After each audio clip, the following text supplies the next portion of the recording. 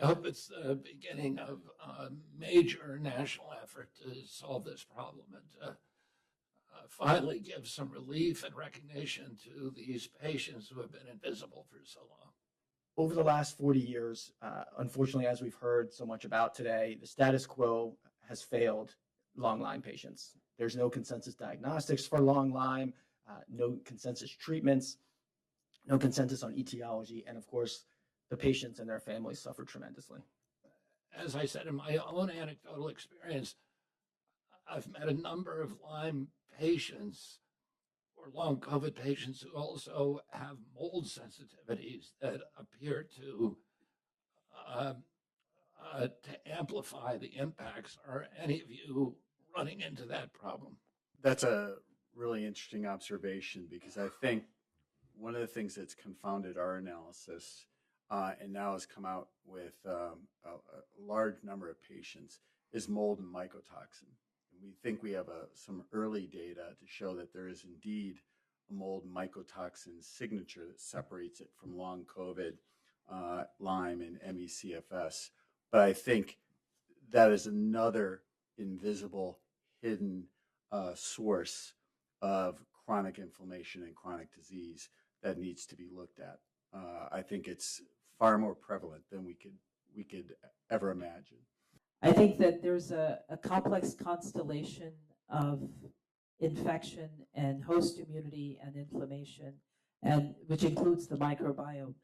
And so different people have different starting immune systems, and then with the infectious insult, their immune system reacts in different ways, and each person's journey is a little bit different. And so to understand that, I think the idea of individualized precision detection and tracking helps us then dial in the parameters for that one patient.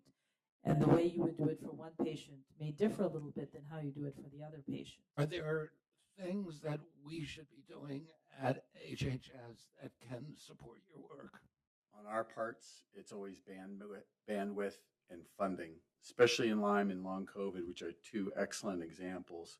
I think funding is critical. But the other critical thing is what we're doing right here today.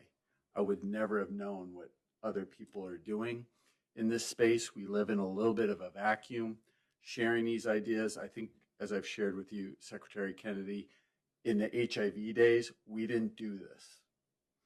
In fact, the immunologists and the virologists rarely spoke to one another. But what we're doing today, we kind of get a feel for what everybody's doing.